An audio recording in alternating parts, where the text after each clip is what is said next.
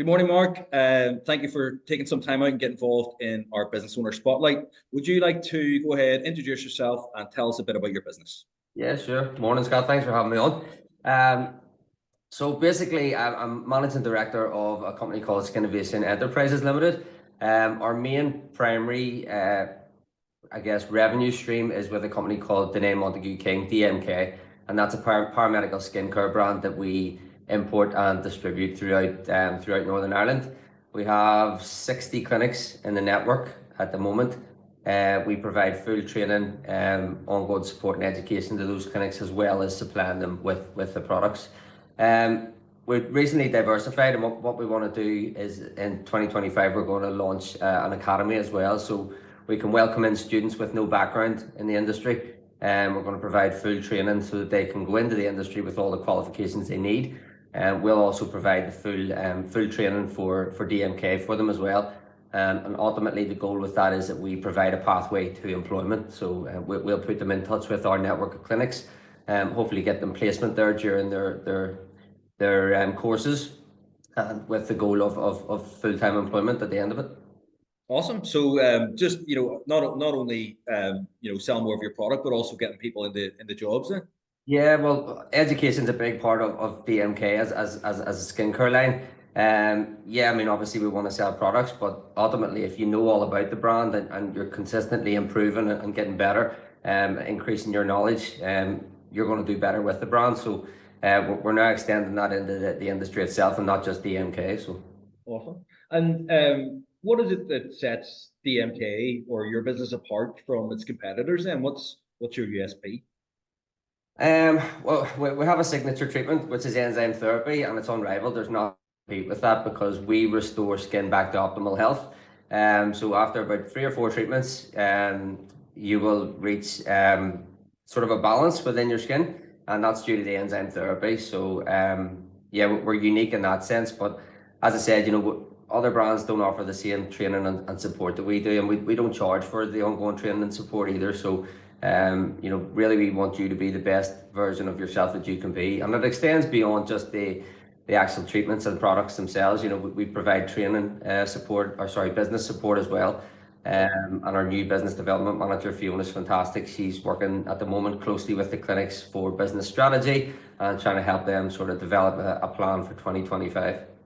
Brilliant. And I mean, your passion for it just comes across. And what is it? Who would be the ideal customer? Who would be the best person to use your products that you sell? Well, for us, we don't necessarily direct our attentions toward the end user. We do provide information on our socials for that, but our ideal client is somebody, a professional within the industry, somebody that has their own clinic. Ideally, the direction that we're looking to go next year is with nurse-led and doctor-led clinics. DMK primarily was for pre and post operative, so that's why it was developed. It was to restore the skin back to optimal function before surgery, and then to help with the recovery process after surgery as well. So we've sort of diversified a bit in the sense that we've brought on estheticians, if you like, skin therapists, and got away from the doctor-led clinics, but that's somewhere we definitely want to get back to. So next year that'll be a focus. Yeah, get back to your core. Awesome. And it sounds like it's such a great product. You're doing great work with it. What would you say? You guys are not new to business, been going a while now. What would you say? What was it that took you into this business in the first place, Mark? Well, it's definitely not where I was telling any of my business teachers in school where I wanted to go. Yeah. I guess it was my wife. We went traveling back in 2011, 2012 in Australia. Our plan was to travel all over Australia, but we landed in Melbourne first. We both got interviews in our first week, and we ultimately got those jobs and ended up staying there the full time. But my wife was manager of a skin clinic over there, and that's where we got introduced to DMK as a brand. So whenever we moved home, we really wanted to continue with that. She loved the products, loved the results that she was achieving with her clients, and we wanted to stock that in our clinic here. So we sourced a supplier. There was one in the south. They only had one clinic in the north with my wife being on board, and that was in 2014. And that went on for 4 years with Jenna as the only the only clinic in the north. So we seen the opportunity there for development in the north. We put a proposal in, and fortunate enough to have got the territory. So Awesome. And what would you say then? So how long have you guys actually been in business for? we've been in the industry from 2018 as educators in DMK. As I say, we've changed the sort of the setup of the business recently, and that's because we do want to sort of move towards the academy as well, and have sort of multiple revenue streams under the umbrella. So yeah, we've incorporated the new company in June of last year, June 23. And so since 2018, since you've been like a business owner when you moved back, what would you say has been the biggest learning you've had as a business owner? Um, you have to be resilient. I mean, without that, you're stuck at the first hurdle A because roller coaster, isn't it? multiple challenges along the way, things that you'd never foresee.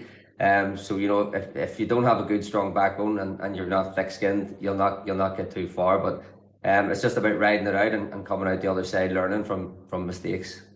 And what would you put your resilience down to? Like, is it your vision or determination, or what? Where do you get your resilience from? Personally, I think it's just a desire to succeed.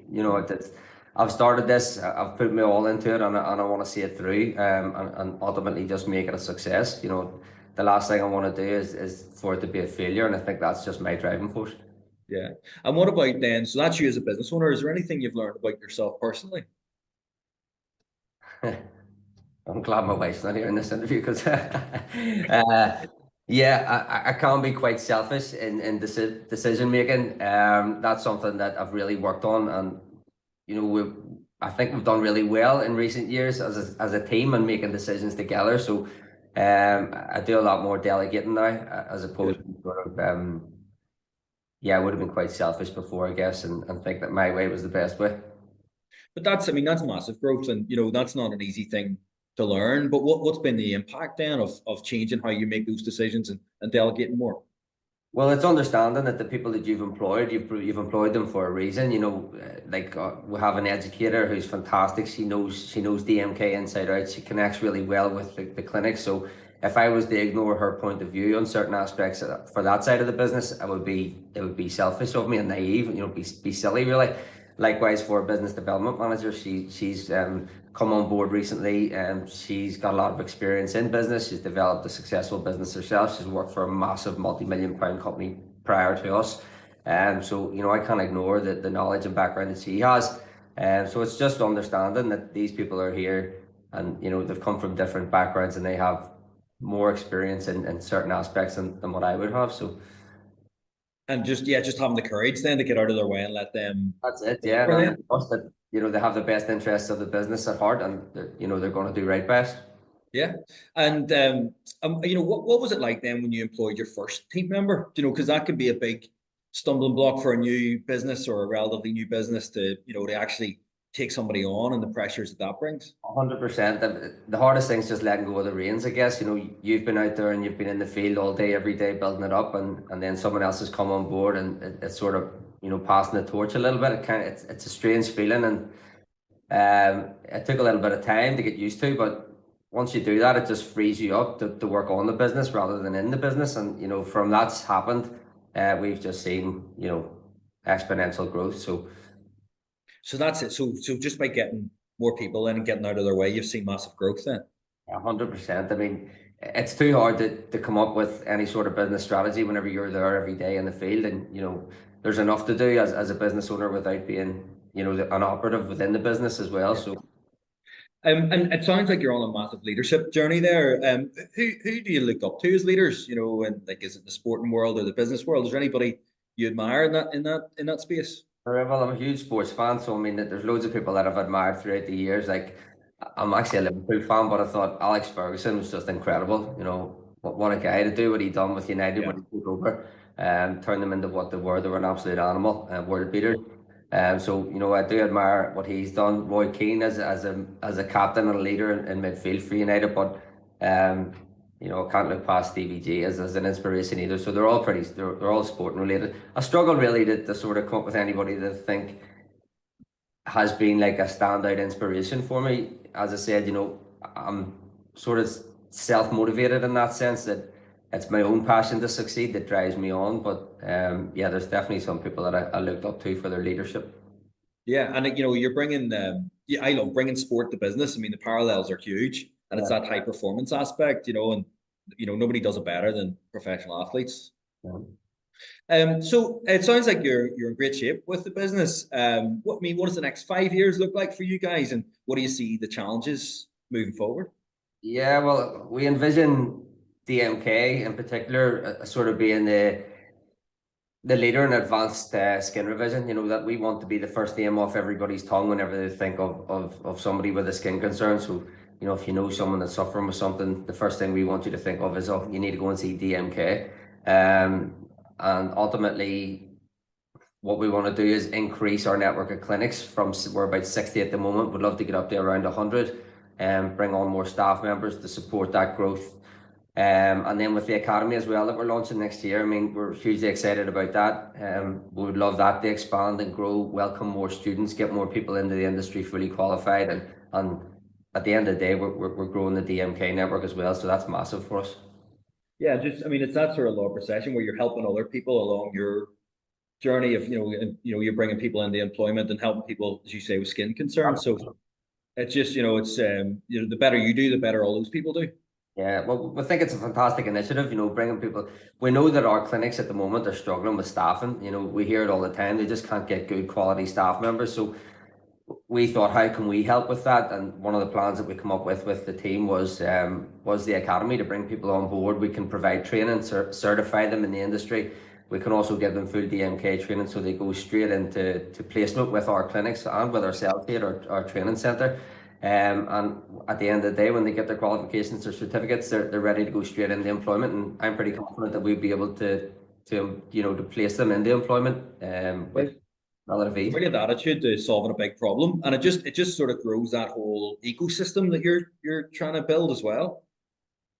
I always like to ask this question and some great answers from it. So just to finish up, Mark, if you were able to go back in time and speak to an 18-year-old Mark, what would be the piece of advice you would give him? An 18-year-old Mark needs a good heavy hand, but for me, when you're that age, money management, future planning, it's not something that's at the forefront of your priorities. And I think it's a shame that it's not something that schools are providing. I think we should be at least provided with some sort of foundation in money management or investment or future planning. You leave school and you're sort of green, you want to get out there and earn money, but you waste that money. So I think for me, if I was speaking to an 18-year-old Mark, I would say to get yourself, open up a stocks and shares ISA, start investing some money and let the compound interest build up over the years. So whenever you do reach your 40s, you've got something there. So Yeah, brilliant piece of advice. I wish I'd been given that piece of advice 20 some odd years ago as well. So they're not at the time, that's another thing. But yes, well, that's another thing entirely. Yeah, listen, mate, thank you for getting involved. Some brilliant lessons in there. Can't wait to share with everybody. And honestly, exciting to see a local business with such ambitious plans for 2025 and beyond. So I'll look forward to watching your journey. But again, thanks for getting involved today. thanks for having me on.